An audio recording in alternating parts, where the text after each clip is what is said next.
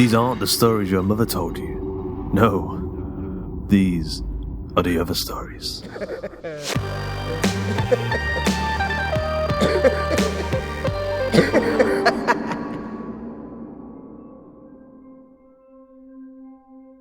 Today's episode of The Other Stories is Prosperity, written by Ethan K. Lee and narrated by Erica Ventura. It starts with a headache. Well, that's what you tell yourself anyway. You claim it starts with those headaches, not quite migraines, more like cluster headaches. Brutal, violent things that crush against the inside of your skull. The headaches are unresponsive to any of the normal remedies. Caffeine, hydration, Advil, changing your diet. Nothing works to subdue the pain. It feels like your skull will split. Even the experimental drugs from Dr. Holstein are useless. But it doesn't really start with the headaches, does it? No. It starts a few days, maybe a week before. During small off moments when the voice whispers, almost like a tickle in your ear. I'm hungry. You ignore it, even when you're in the car, and the voice starts to grow to such a whining roar that you can no longer hear the Spotify playlist. Big Lotto and Saweetie, your guilty pleasure. You still ignore the voice.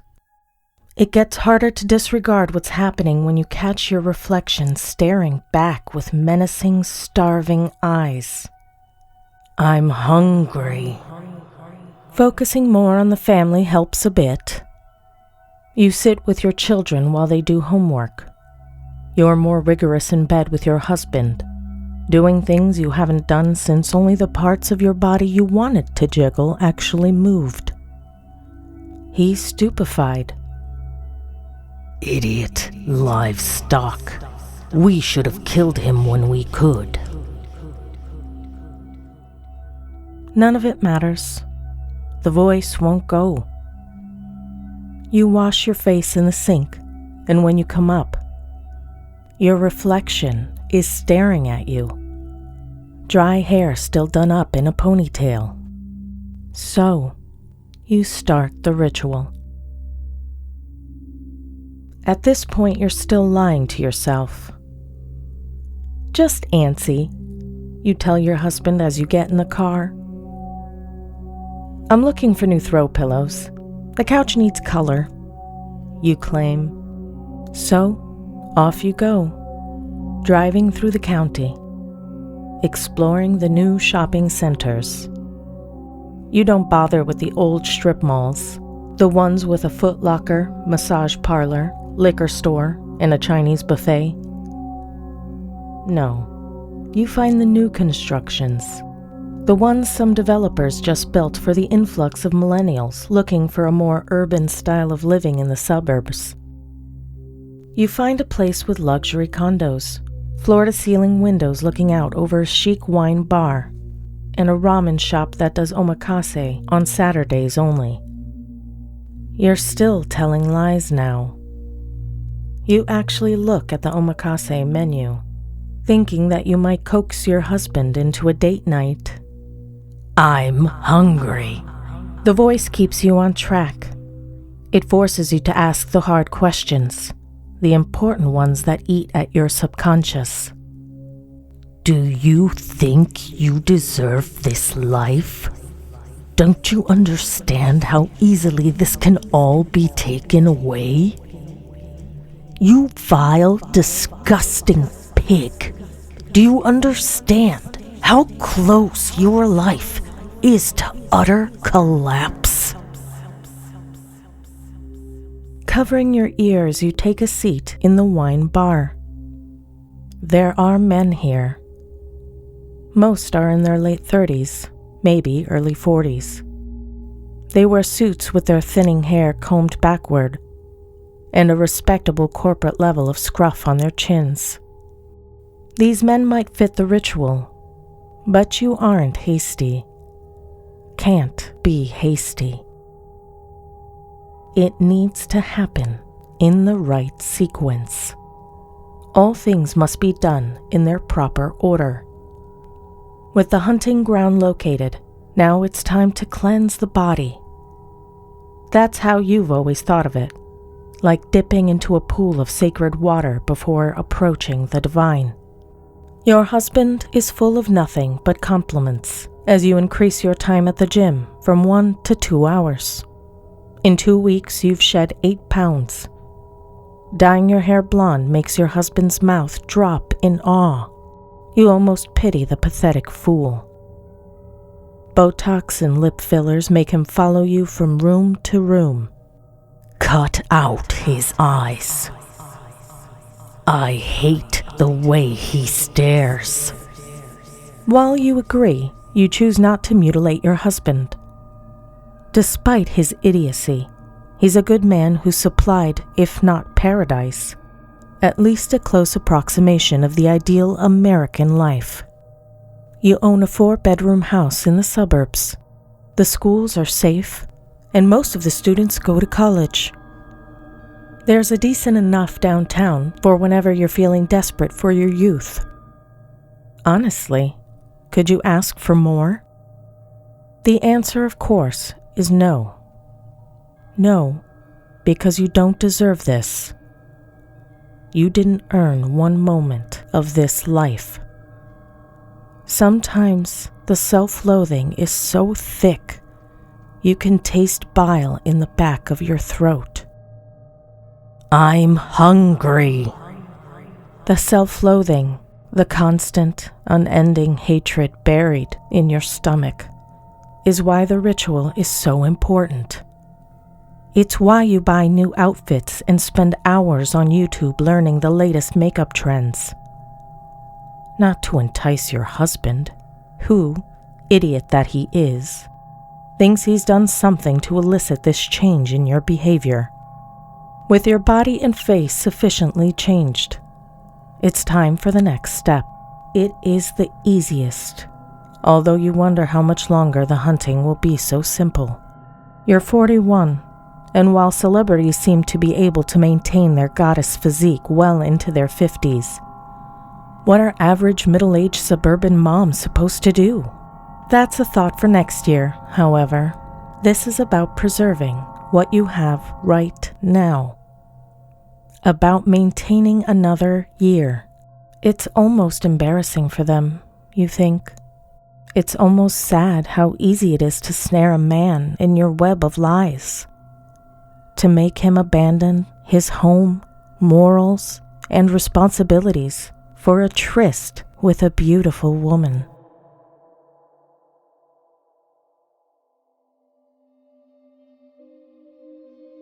In the 6th week, you find one that you like. It's 8 p.m. The wine bar is filled with couples. He isn't as young as you'd hoped, but he'll do. I'm starving. Open his throat. I know, you say aloud. What was that? He asks. You smile.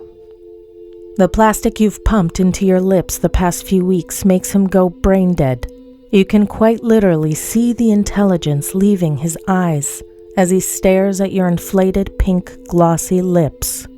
Almost as dumb as that idiot cattle you keep at home. You take a sip of wine to silence the voice. How many days are you in town? You ask. 3. I'm just...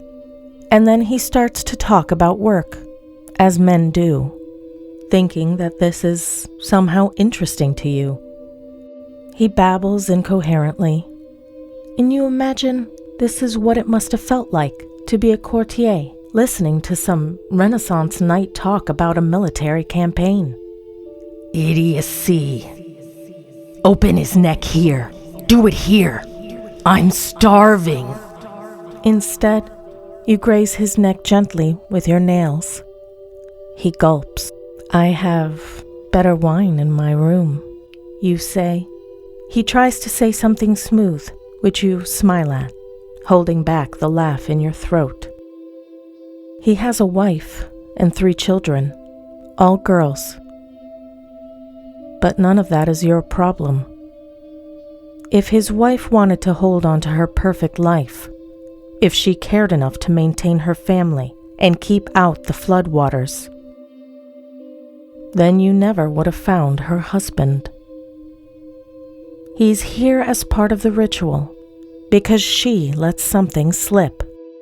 "Wow, I'm into it," he says as he walks into the hotel room. You think how idiotic men are. How no woman walking into a stranger's hotel room to this site would ever willingly stay. Around the bed is a circle of candles. Black candles, of course. It's what the ritual demands. On the wall behind the bed, you've hung a map of the zodiac, onto which you've made a few adjustments in red ink. You've laid a towel on the bed. It's black, complete with a red pentagram. "Feed me!" His moronic brain, overflowing with lust, stares at the towel and ignores the pentagram, choosing instead to focus on the implications of covering the bed. "Who wears the shackles?" he asks with what he thinks is a seductive grin. You've installed a simple set of wrist and ankle cuffs, the type you can buy at any novelty adult shop, beneath the bed frame. You touch his neck again, making him bite his lip. "You'll wear them, of course," you say, no hesitation. He's half naked in bed before you tell him you need to go to the bathroom. As you close the door, you see him putting on the cuffs. Your reflection is drooling. Her face is sallow, and her eyes are rimmed in purple. She's clawing at her face. "I'm starving! Starving! Cut his throat! Drink his blood! Get this over with!" Now that you're here, you finally feel a bit more in control. You put your hand against the mirror and tell your reflection to be calm, that the ritual needs to follow its proper order. She's nearly tearing out her eyeballs as you leave the bathroom. If he suspects anything as you climb on top to straddle his waist, he makes no indication. Still clothed, you grind slowly, feeling your power growing. It's then that you utter the single word, the one small word that changes everything. It comes from the back of your throat, a guttural, vile sound from a language dead so long it's unclear the original speakers would have even been classified as Homo sapiens. The word is cruel. Even not knowing its meaning, you see his eyes widen. He wants to vomit at the sound. "What?" he says. You hear his voice faltering. That's when you lean forward, kiss his ear, and start to conclude the ritual. You put a finger to his lips. "I need you to imagine something for me. Think of it as fantasizing," you say. He nods his assent, and you begin to tell him things that no man should know. You talk of ancient goddesses, of their mammoth bone altars deep in the caves of Siberia, and of rites so horrid that he starts to push against the restraints. You tell him of things ancient when the pyramids were built, of knowledge that the high priests of Egypt knew only as rumor. Your tongue pressed against his ear. You tell him of the rituals that preceded Moloch, of the fearsome deities from whose wrath such pettier gods were supposed to protect the Canaanites. "No, please," he says.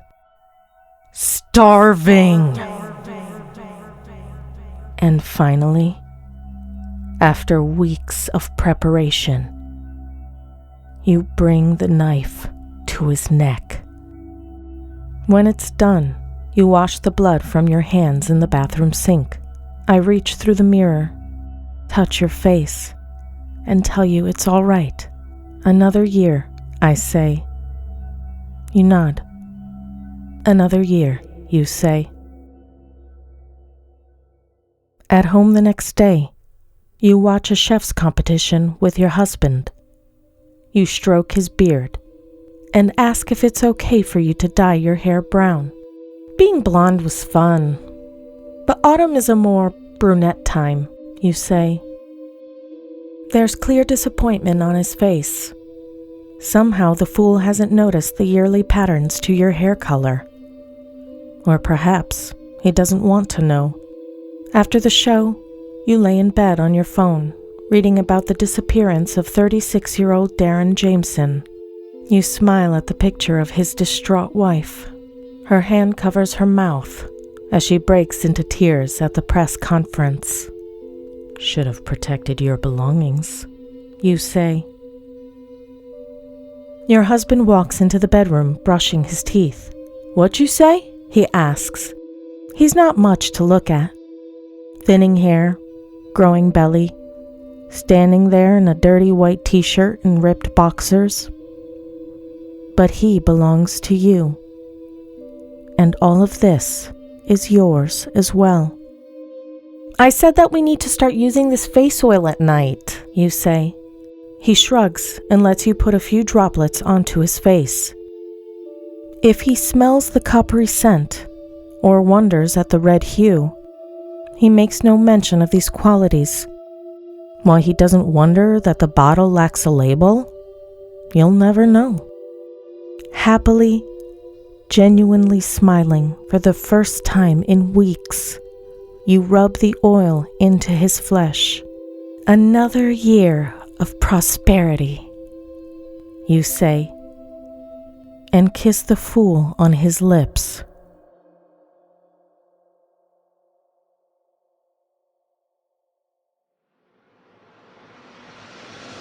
I hope you enjoyed today's episode of The Other Stories. Prosperity was written by Ethan K. Lee, narrated by Erica Ventura, produced by Duncan Muggleton, with music by Duncan Muggleton and Tom Robson, and sound effect provided by freesound.org. The episode illustration was provided by Luke Spooner of Carry On House. And a quick thanks to our community managers, Joshua Boucher and Jasmine Arch, and to Joshua Boucher for helping with our submission reading, and of course to Ben Errington, the Ritualistic Innovator, carving new angles into the world of seance, EVP, spirit boxes, and shamanic journaling. Ethan has previously been published in This Book is Cursed, E is for Exorcism, Culp, Treasure, Cosmic Horror Monthly, Culp, Underground, and the Jewish Book of Horror. You can follow him on Twitter at @EthanK_Lee. Erica Ventura is an artist, mother, bilingual narrator, and a husbandry technician. How does she manage it all? No idea, but her artwork can be seen on Instagram at @EFVENTU, or you can visit her artist page at facebook.com/bioartsy. The Other Stories is a production of the Story Studio Hawk and Cleaver, and is brought to you with a Creative Commons Attribution Non-Commercial No Derivatives license. That means don't change it, don't sell it, but by all means share the hell out of it. So, until next time.